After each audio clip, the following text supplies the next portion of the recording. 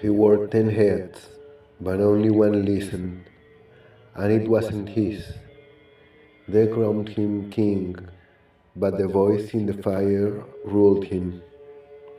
Not a demon, not a god, a parasite, one that fed on the mirror of men, a puppeteer of kings and priests alike. The throne was never his, it was theirs, built on whispers, on signatures, on fear.